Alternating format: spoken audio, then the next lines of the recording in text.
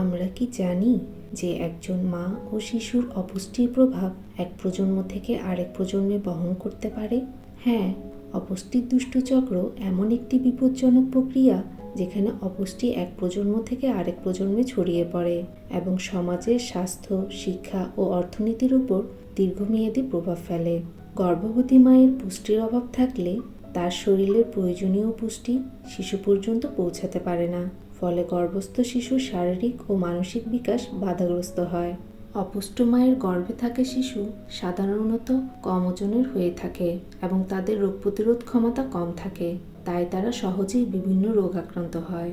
জন্মের পর শিশুকে সঠিক পুষ্টিকর খাবার না দিলে তার বৃদ্ধি ও বিকাশ স্বাভাবিকভাবে হয় না।